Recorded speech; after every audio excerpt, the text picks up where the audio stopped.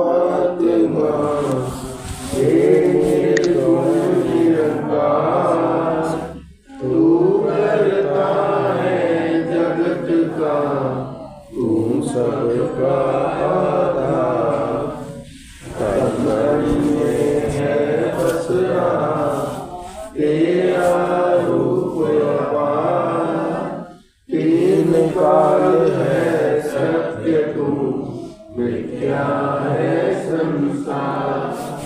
जगतवासी हे प्रभु अविनाशी करता, दया से तेरी हो सभी भवसागर से पार। निराकार साकार तुम जग के पालनहार, है बेअंत महिमा तेरी दाता अपरंपार। परम पिता परमात्मा सब तेरी संतान, भला करो सबका प्रभु सबका हो कल्याण। भला करो सबका प्रभु सबका हो कल्याण। श्री संपूर्ण हरदेव वाणी एक तू ही निरंकार, सत्य अकल है अकल रहेगा, सत्य कभी ना टल सकता। सत्य के आगे कभी झूठ का जोर नहीं है चल सकता। सत्य सदा ही सत्य रहेगा, सत्य कभी ना बदलेगा। सत्य हमेशा साथ रहेगा, सत्य हमेशा सुध लेगा। सत्य को थोड़ा जा नहीं सकता किसी प्रांत या देश से, सत्य को जोड़ा जा नहीं सकता खान पान और वेश से। सत्य तो केवल सत्य होता, सत्य का कोई नाम नहीं। किसी इलाके पहरावे से सत्य तो कोई काम नहीं। तीन काल ये सत्य है रहता, इसका आर न पार है। कह हर देव की इसी को कहते निरंकार दातार है। एक तू ही निरंकार, सत्य अटल है अटल रहेगा, सत्य कभी ना कर सकता। सत्य के आगे कभी झूठ का जोर नहीं है चल सकता। परम सत्कार्यों प्यारी सत्संग जी व्यास से कहना, सदगुरु माता जी के चरणों का ध्यान रखे बोलना। बोलिए सदगुरु माता सुदीक्षा सविंदर देव जी महाराज की जय। सत्संग जी, हम सभी मिल बैठकर लगभग आधे पौने घंटे से सुंदर सुंदर वचन सुन रहे हैं। ये सुंदर भावनाएं कहाँ से प्राप्त होती हैं, किस प्रकार इस मन में ठहरती हैं, इसके लिए इस प्रभु परमात्मा ईश्वर निरंकार की अनन्य भक्ति, इसका बोध हासिल करके, इसको जानकर, इसके साथ मन का नाता जोड़कर ये सुंदर भाव इस मन को प्राप्त होते हैं और फिर इस मन की सुंदरता बनती है। इसी सुंदर मन से इंसान फिर जो भी कर्म करता है वो सुंदर ही होता चला जाता है। इसलिए संत महात्मा यहाँ पर आवाज़ देते हैं, प्रार्थना करते हैं, करूँ विनंती सुन मेरे मीता, संत टहल की बेला, यहाँ खाट चलो हरि लाहा, आगे बसत सुहेला। इंसानों से विनती करते हैं कि तुम प्रभु परमात्मा का संग कर लो। करो विनंती सुन मेरे मीता, संत टहल की बेला, कि यहाँ पर इस नाम धन से मालामाल हो जाओ, यहाँ पर ईश्वर की पहचान कर लो, यहाँ पर एक खुद की पहचान कर लो, अपनी आत्मा को निज घर की पहचान करा लो। इसके बदले में तुम्हारा लोक सुखी हो जाएगा। करो विनंती सुन मेरे मीता, संत टहल की बेला, यहाँ खाट चलो हरि लाहा, आगे बसत सुहेला। कहते हैं यहाँ पर एक नाम धन से मालामाल हो जा, इसके बदले में तुम्हारा ये लोक सुखी हो जाएगा।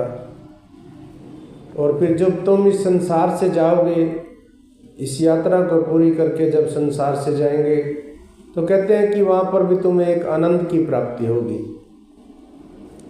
और सत्संगत ये संत महात्मा इंसान को जगाते हैं,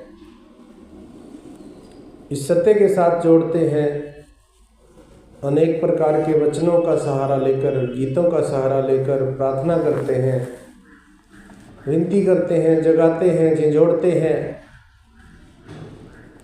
और ये इंसान है कि सो रहा है, सत्य से दूर भागता है, सुमरन से मन चुराता है, सेवा से आँख चुराता है। और संत महात्मा जगाते हैं कि जाग जा इंसान और जुड़ जा इसके साथ। ये ईश्वर परमात्मा ही सदैव काल कायम रहने वाली परम सत्ता है। सारी सुंदरताएं इसी के कारण हैं, इसी से उपजती हैं। जिसने भी इसके साथ मन का नाता जोड़ लिया, वो प्रज्वलित हो गया, वो महकदार हो गया, वो गुणों से भरपूर हो गया। और सत्संगत भक्ति पर्व पे सतगुरु माता जी ने यही संदेश दिया कि भक्ति सत्य के साथ होती है। जब हम सत्य को जान लेते हैं, भक्ति तब शुरू होती है। अगर सत्य का पता नहीं है तो भक्ति का भी पता नहीं है। जिस प्रकार से बिजली घर के साथ एक कनेक्शन जुड़ा हुआ है, ये लाइट का, बिजली जल रही है, ट्यूब जल रही है, तो पावर हाउस के साथ एक कनेक्शन जुड़ा हुआ है तो ये लाइट जलती है। इसी प्रकार से ये मन का अगर कनेक्शन जुड़ जाता है, इस सत्य के साथ जुड़ जाए, तो सत्संगत सारे सुख, सारी सुविधाएं, आनंद की अनुभूति होती है। और जिस धन के लिए इंसान दौड़ता है, जिस यश के लिए इंसान दौड़ता है, वो सब कुछ प्राप्त हो जाता है इस सत्य के साथ। एक कहानी के रूप में सुनते हैं। सत्संगत जी एक राजा थे और उसने अपना व्यापार बढ़ाने के लिए एक घोषणा कर दी कि जो भी व्यापारी मेरे राज्य में सामान लेकर आएगा बेचने के लिए, वो रात होते होते तक बिक जाएगा। और अगर किसी कारण से कोई सामान किसी का नहीं बिका तो शाम के वक्त फिर उसको राजा खरीद लेगा। काफ़ी समय बीत गया, चलता रहा। एक बार एक ऐसा व्यापारी आया जिसके पास एक संदूक था और संदूक लेके सुबह से शाम तक वो बैठा रहा। उसका माल किसी ने नहीं खरीदा। रात हो गई। शाम को जब राजा के दूत आए, उन्होंने देखा कि एक संदूक है और उस संदूक में बेकार मानी जाने वाली वस्तुएं हैं जो किसी भी काम की नहीं है। उन्होंने उससे पूछा कि क्या मांगते हो, तो वो व्यापारी कहता है कि मैं 1000 रुपये लूँगा। राजा के दूत देखते हैं कि ये तो बेकार की वस्तुएं हैं, 50-100 रुपये की भी नहीं है।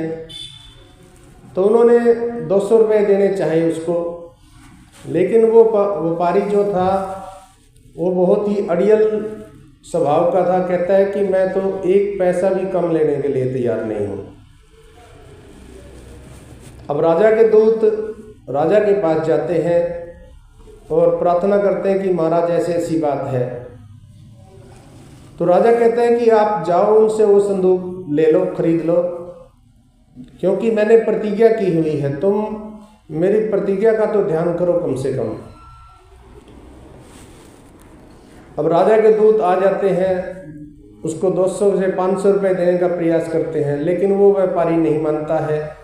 आखिरकार 1000 रुपये देकर वो संदूक खरीद लेते हैं और उसको महल में ला के रख दिया जाता है।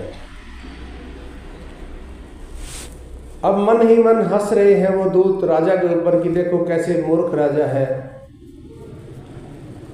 राजा संतुष्ट है कि चलो मेरी प्रतिज्ञा की लाज रह गई है, मेरा मान बच गया है।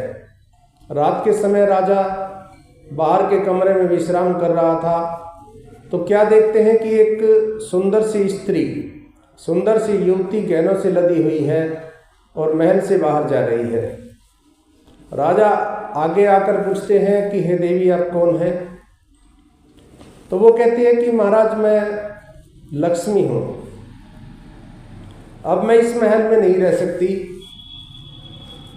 क्योंकि आपने निर्धनता का प्रतीक ये कबाड़ ला के महल में रख लिया, इसलिए मैं इस महल में अब नहीं रहूंगी, मैं जा रही हूँ।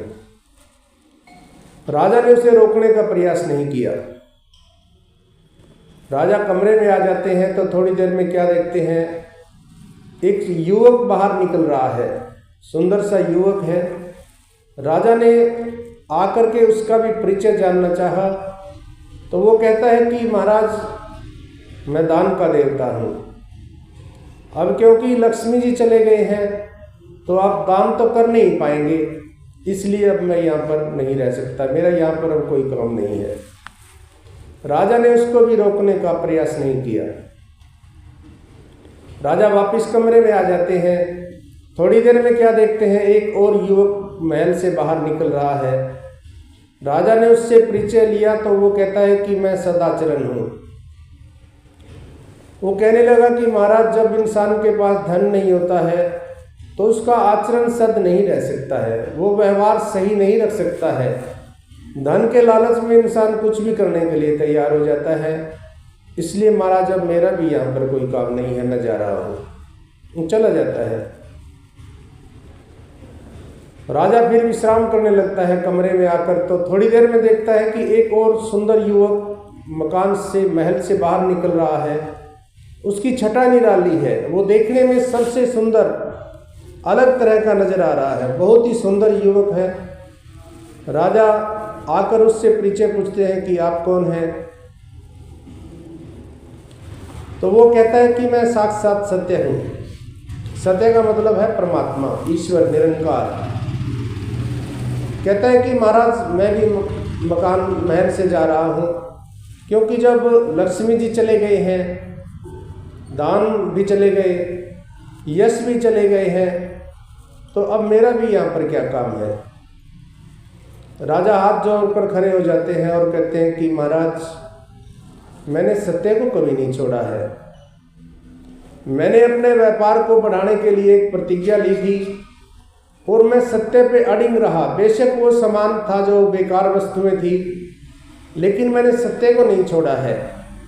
इसलिए आप मुझे छोड़कर नहीं जा सकते हैं, क्योंकि मैं सदा से ही सत्य के साथ रहा हूँ। और सत्य महल के अंदर चले जाते हैं।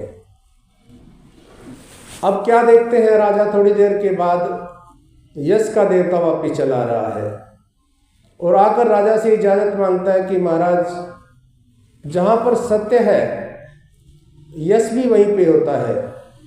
सत्य के बगैर यश की कोई जगह नहीं होती है। इसलिए महाराज, मुझे सत्य के साथ रहने की इजाज़त दीजिए।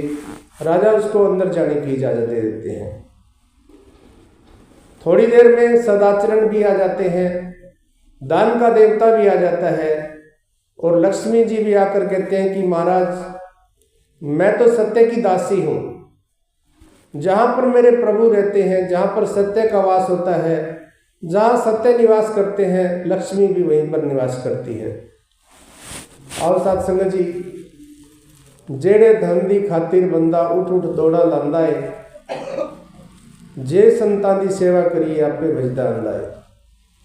इंसान ये सोचता है कि मेरे पास पैसा आ जाए तो मैं सेवा करूँगा, मेरे पास धन आ जाए तो मैं अच्छे कार्य करूँगा, मेरे पास धन दौलत आ जाए तो मैं सत्संग करूँगा, सेवा करूँगा, सुमरन करूँगा, पुण्य दान लगाऊँगा, तीर्थ यात्राएं करूँगा, धर्मशालाएं बनवाऊँगा। अनेक प्रकार के प्रयास करता है इंसान। लेकिन जब तक सत्य की पहचान नहीं होती है, तब तक सत्संग जी, ठीक है, धन भी आ जाएगा, लेकिन एक वो सुकून नहीं मिलेगा। आत्मिक शांति, मन की शांति, मन में ठहराव नहीं आता है। तो हमें सत्य की पहचान हुई है, सत्य के साथ हमने हमेशा अडिग रहना है। सत्य का मतलब निरंकार प्रभु, और इसको याद करना, हर समय सुमरन करना है, एहसास करना है। सत्संग, सेवा और सुमरण के साथ हमने समय बिताना है। जो भी महात्मा सत्य का संग करते हैं, सत्संग करते हैं, तो सत्संगत उसके पास कभी किसी प्रकार की कोई कमी नहीं रहती है जी। सत्य सदा ही सत्य रहेगा, सत्य कभी ना बदलेगा, सत्य हमेशा साफ रहेगा, सत्य हमेशा शुद्ध लेगा। सत्य हमेशा शुद्ध लेगा।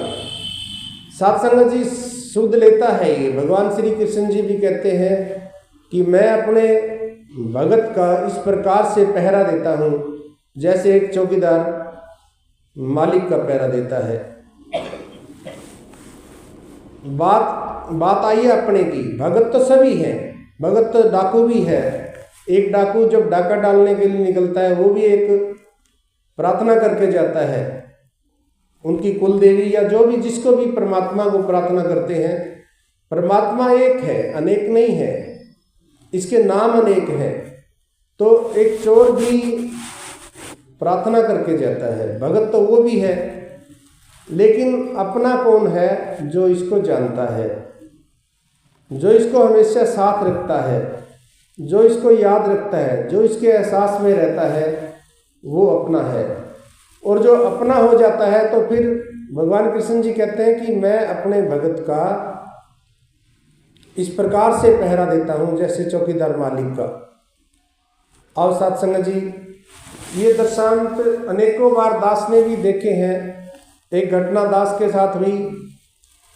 दास कपड़ा बेचता था, उस समय गांव में कपड़े की सेल लगाते थे, और दास की जो गाड़ी थी, गाड़ी पे एक लाउड स्पीकर लगा हुआ था, उसमें गाने चलते थे, भगत भजन चलाए जाते थे। और एक बार दास ने गांव मिर्जपुर में लगा रखा था, वो स्पीकर चल रहा था, उसमें निरंकारी सत्संग है, गुरु मेरा राम मिलावे से, हरियाणवी भजन है, चल रहा था सत्संग जी। एक व्यक्ति ने दास को रोक लिया।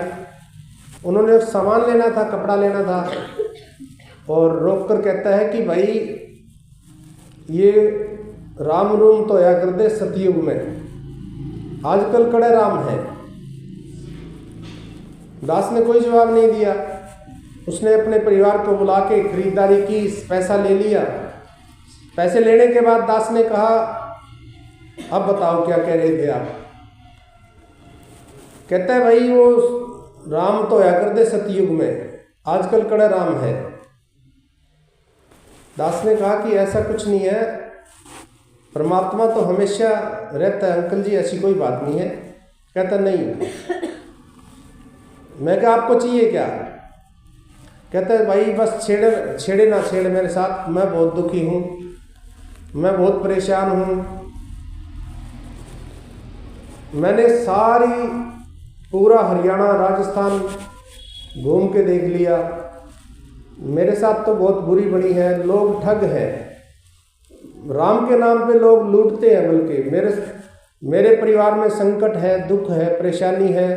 मेरे घर में किसी ने काली की घाल छोड़ रखी है, मेरे घर में बोरिया की सेध है, इसकी काट है, तो कुछ बताओ। मैं आज तक जितने भी पशु लेके आया सब के सब मर गए। मेरी एक जवान बेटी मर गई इसी दिक्कत के कारण। मैं अनेकों जगह पे गया, किसी ने चैन मांगी, मैंने वो दिया, किसी ने 20,000 मांगे, किसी ने कुछ मांगा। मैं तंग हो गया बिल्कुल दुनिया से। मैंने देख लिया कि अब तो मरना ही है, इससे ऊपर तो कुछ है नहीं। तो दास ने विनती की कि ऐसे ऐसे निरंकारी सत्संग होता है जींद में, समय बताया, आप आ जाइए। तो कहता नहीं भैया, अब तो बस विश्वास ही खत्म हो गया, किसी के ऊपर भरोसा ही नहीं रहा मुझे। दास ने विनती की, अंकल जी हम कोई आपसे पैसा नहीं मांग रहे हैं, पैसा नहीं मांग रहे हम। आपका मन करे तो 5-10 रुपए, 1-2 रुपया नमस्कार कर लेना, ना मन करे तो मत करना, सुनने में क्या बुराई है। आखिरकार सत्संग जी वो मान गए। और रविवार के दिन सत्संग जी समय था, उससे भी 10 मिनट पहले आ गए और फोन आया दास के पास। दास अभी घर ही था। तो दास ने विनती की कि आप बैठ जाओ बहनों की तरफ, बहनें, और पूछा कौन कौन है। तो कहते हैं कि वो जो कृष्ण मिस्त्री था वो नहीं आया, उसका बेटा, उसका नाम फौजी था, और उसकी माँ आए। तो दास ने कहा कि बहनों की तरफ बहनें बैठ जाए और आप उधर बैठ जाओ जेंट्स साइड में। फिर दास भी आ गया। कुछ समय पश्चात उन्होंने सत्संग सुना। सत्संग की समाप्ति के पश्चात दास स्टेज पे लेके आया। स्टेज पे विराजमान महात्मा के चरणों में विनती की कि इस प्रकार से दुखी है, रहमत करो, कृपा करो, आपके दर पे आए हैं, ये ठीक हो जाए। तो स्टेज से वचन आया कि ज्ञान दिला दो। अब दास ने पहली बार आए थे तो उनसे पूछा। दास ने कहा, आंटी थी वो, मैंने कहा जी कैसा लगा? कहते हैं जी मेरे को तो बहुत अच्छा लगा। तो लड़का था फौजी। दास ने पूछा भाई कैसा लगा? कहते हैं जी बढ़िया था। मैंने कहा ज्ञान लोगे? अब ज्ञान का तो उनको नहीं पता था। कहते हैं नहीं, हम नहीं लेते कुछ भी। तो दास ने सत्संग जी एक चरणामृत की बोतल बरवादी बाहर से लेके दे दी और एक बाबा हरदेव जी के समय की बात है, एक बाबा जी का फोटो लेके उनको दे दिया। और दास ने कहा कि आप उनको अपने घर में 2 बार 3 बार चरणामृत छिड़कना है। 2 बार तो छिड़कना ही है, जरूरत हो तो ज़्यादा भी छिड़कें, इसको पीजिए, पीना भी है, कोई दिक्कत हो तो पी लेना। अब सत्संग चली गई, बात हुई, संडे का दिन चला गया, सोमवार का दिन चला गया। मंगलवार रात को 10 बजे दास के पास फोन आया। कृष्ण मिस्त्री था, वो चिनाई का मिस्त्री होते हैं, जैसे मकान बनाते थे। रात को फोन आया और कहते हैं कि गणपत जी ऐसे ऐसे मेरा दुख तो था पत्नी को और बेटे को दिक्कत थी, वो तो ठीक है, कल से वो तो फूल जैसे हैं बिल्कुल ही, और मैं खुदा रखा हूँ। मैंने कहा जी क्या हो गया? कहते कभी कुछ, अब मेरे पेट में दिक्कत है। दास ने कहा कि आप ऐसे करो भाई, हो सकता है बीमारी हो कुछ, कभी डॉक्टरी बीमारी है तो दवाई ले लो कुछ। कहता नहीं, मेरे को कोई दिक्कत नहीं है, मेरे शरीर का मेरे को पता है। अब दास ने कहा कि आप चरणामृत ले लो। कहता वो तो मैंने 2-3 बार ले लिया। अब सत्संग जी दास ने अरदास की, ध्यान लगा के, तो मन में आया कि इसको सुमरन बता देते हैं। अब दास ने कहा कि आप सुमरन लिख लो। उसने बेटे को दे दिया, फौजी को, और कहते हैं कि लिख ले। तो दास ने वो लिखवा दिया सुमरन, तुम निरंकार मैं तेरी शरणा मैंने बख्श लो। बात खत्म हो गई। अब सत्संगत दास हफ्ते में 2 दिन जाता था मीरजपुर गांव में। अगले दिन दास गया और दोपहर को वहीं बैठता था उनके घर पे, जैसे रेस्ट करना होता था 1-2 घंटा, खाना खाना होता था, उनके घर दास बैठता था। दास गया दोपहर को, जाके पूछा उनका हाल। तो वो फौजी कहता है कि कृष्ण मिस्त्री कहता है कि भाई एक बात तो है, शक्ति तो है उसमें। मैं कह जी क्या हुआ? कहता भाई मैंने सारी दुनिया घूम ली, बहुत पैसा भी बर्बाद किया मैंने, जगह जगह पे जाके मैंने पता नहीं क्या क्या किया। मेरे घर में 5 जोत जल रही है, महीना 1.25 महीने में मैं शराब चढ़ाता हूँ, भेंट वगैरह भी देता हूँ। मेरे घर में गहने रखे हुए हैं, हनुमान जी का, माता जी के गहने रखे हुए हैं। मैंने देखा भी, जब मैंने सुमरन करा ना 5-4 मिनट, तो मेरे को कुछ महसूस नहीं होया। उसके बाद मेरे को नींद आ गई। नींद आई तो नींद में क्या देखता हूँ कि बोरिया बाबा प्रकट हो गया और बंदूक ले रहा। वो कहता भी उसने गोली चलाई और धोले कपड़े वाला प्रकट हो गया, वो गोली चलावे और वो आगे अड़ जावे। बोरिया बाबा कहते गेट के पास खड़ा था, 5-6 बार उसने गोली चलाई और वो सफेद कपड़े वाला बाबा आगे अड़ जाता। आखिरकार वो बाबा बोला भाई, उसकी भाषा ये थी कि मारो ना इसके। और वो सेवा दल के जवान बिला वर्दी में पता नहीं कहाँ से आए और उसको मारने लग गए। साथ में मैं भी मारने लगा। अब बाबा जी कहते हैं छोड़ दो, बोला ना मर जाएगा, छोड़ दिया। अब कहता है कि भाई एक चीज तो मैंने देखी कि शक्ति तो है, उसके बाद हमारे घर में कोई दिक्कत नहीं आई। अब दास ने कहा कि अगर आपको विश्वास है तो अगले हफ्ते आकर के ज्ञान ले लो। अब साथ संगत अगले हफ्ते आए, वो उन्होंने ज्ञान भी ले लिया। उनके घर में स्थान बना हुआ था। दास ने कहा इसको भी हटा दो।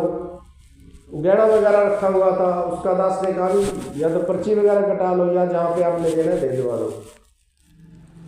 तो साथ संगत जी वो परिवार ठीक हो गया, संगत में आने लगे,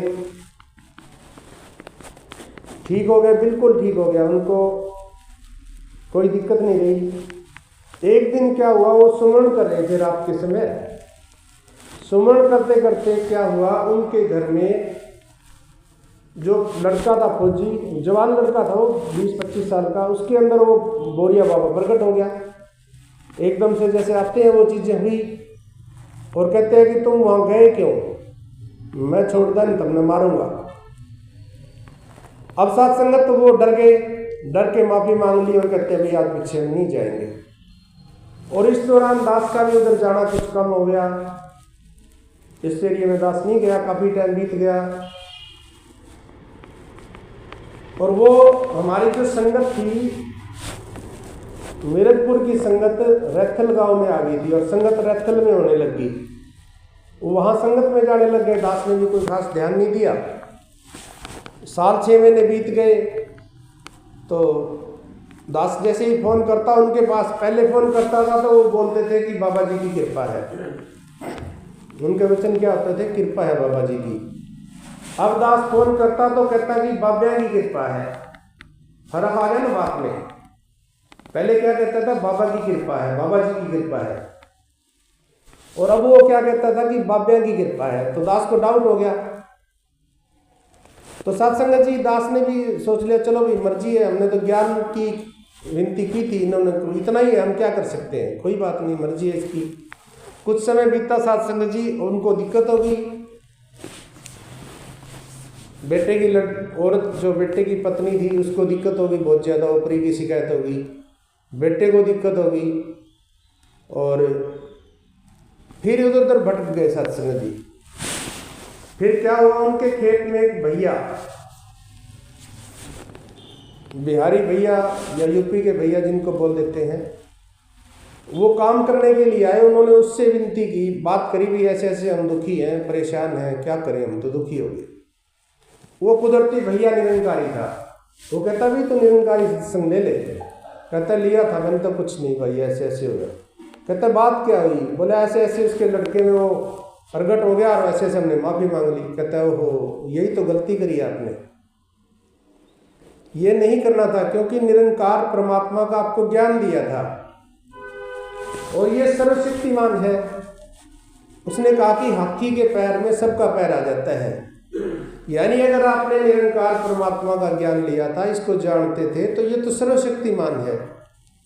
ये तो आपके वहाँ भी था जिस समय वो प्रकट हुआ, तो आपने गलती करी है, दोबारा से ज्ञान ले लो और सत्संग में आना शुरू करो। अब सत्संग ने दोबारा से आके सत्संग में शुरू किया, आने लग गए, सत्संग करना शुरू कर दिया, सब कुछ ठीक हो गया दोबारा से।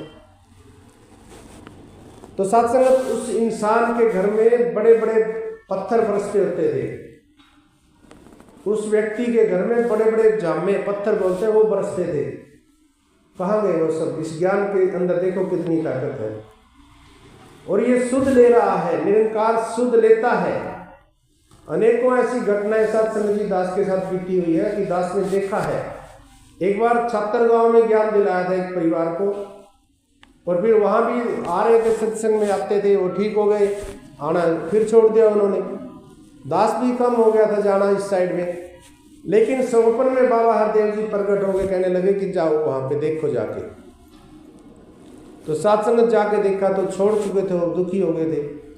फिर दोबारा से दास ने विनती की, आए तो नहीं वो, लेकिन सत्संग ये साथ है, ये संग है, ये शुद्ध लेता है, ये रक्षा करता है, पल पल उठते गुरु है राखा, जैसे इसका ध्यान धरे। और सत्संग हमें सत्य का ज्ञान हुआ है। सत्य ये ईश्वर है, निरंकार है, इसके नाम अनेक हैं। अगर हम नामों में उलझ जाते हैं दोबारा से फिर, तो सत्संग फिर दुखी होंगे, परेशान होते हैं, क्योंकि इसने गारंटी ली है, एक ज्ञान की चिंगारी सारे पापों को भस्म कर देती है भगवान श्री कृष्ण जी कहते हैं कि चिंगारी जिस प्रकार से लाखों मन लकड़ी को जला के भस्म कर देती है, राख बना देती है, ऐसे ही ये निरंकार का ज्ञान है। पिछले सारे कर्म खत्म कर देता है और आगे के लिए फिर एक कोरी कापी दी है और कह रहे हैं कि फिर तेरी मर्जी है तो क्या लिखेगा। सत्संग सेवा सुमरण है, बुराई है, निंदा है, चुगली है, ईर्ष्या है, वैर द्वेष है।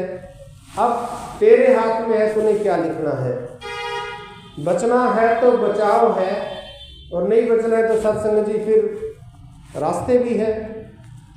और सत्संगत हमें सत्य का ज्ञान हुआ है, ईश्वर का बोध प्राप्त हुआ है। इस सत्य को दिल से अगर विश्वास नहीं है तो ठोक बजा के देख ले हम। अगर किसी को डाउट है तो इसको ठोक बजा के देख सकते हैं हम। ये आपको दिखाई देगा कि मेरे संग खड़ा हुआ है और दिखाई देता है, कदम कदम पे ये एहसास दिलाता है कि मैं संग हूँ। हर दुख सुख में हमारे साथ खड़ा होता है। लेकिन अगर फिर भी विश्वास नहीं है तो सत्संग जी एक बार आजमाइश करके देख ले। अगर विश्वास हो जाए फिर कभी जिंदगी में डोलना नहीं है, फिर सत्य के ऊपर बुलंद रहना है, सत्य का एहसास करना है, सत्संग सेवा सुमरण करना है और सत्संग सेवा सुमरण करते हुए जीवन यापन करते हुए संतों का आशीर्वाद लेते हुए जीवन को जीना है। तो इस सारे श्लोक में यही कहा है कि सत्य सत्य है। जब तक सत्य का पता नहीं था तो हम जो भी कर रहे थे वो सही था, गलत वो भी नहीं था। क्योंकि भक्ति का फल परमात्मा की प्राप्ति है। भक्ति करी है हमने जो भी जिस रूप में भी की, उसका ही फल है, हमें ये सत्य प्राप्त हुआ है। लेकिन अब नहीं भटकना है। अब इधर उधर का ध्यान छोड़कर अगर समझ नहीं आया तो सत्संग जी बार बार ज्ञान ले। लगातार सत्संग करने से समझ आ जाता है, ऐसी कोई बात नहीं है। आओ सत्संगत कृपा करो, अरदास कर रहा हूँ जो महात्माओं ने आज सत्संग में सेवा की है, जिस भी भावना से सत्संग करवाया है, जिस भी भावना से सेवा की है, वो कामना पूरी हो, सुखदायी हो। और जितने संत महात्मा पहुँचे हैं दास, सभी के लिए अरदास कर रहा है। आप दास को आशीर्वाद दो तो किसी को कोई भी कमी ना रहे, खुशी दे दो इतनी कि कमी ना रहे। उठते बैठते सोते जागते सत्संग सेवा सुमन करते हुए हमारा जीवन बीते। प्यार से तेरी ओर से सहारा तेरा कहे अवतार तेरे कहे अवतार तेरे एक तुम ही निरंकार, एक तुम ही निरंकार, तुम ही निरंकार, एक तुम ही निरंकार। मैं हाँ सदा भूलनहार, मैं हाँ सदा भूलनहार, तुम है दाता बख्शनहार, तुम है दाता बख्शनहार। मेरे अवगुण ना चितार, मेरे अवगुण ना चितार, एक तू ही निरंकार, एक तू ही निरंकार, तू ही निरंकार, एक तू ही निरंकार। तेरा रूप है संसार, तेरा रूप है संसार, सबका भला करो करतार, सबका भला करो करतार। मेरी मांग है दातार, मेरी मांग है दातार, एक तू ही निरंकार, एक तू ही निरंकार, तू ही निरंकार, एक तू ही निरंकार। मेरा डोले ना इतबार, मेरा डोले ना इतबार, बख्शो श्रद्धा भक्ति प्यार, बख्शो श्रद्धा भक्ति प्यार। करा मैं संतान दा सत्कार, करा मैं संतान दा सत्कार।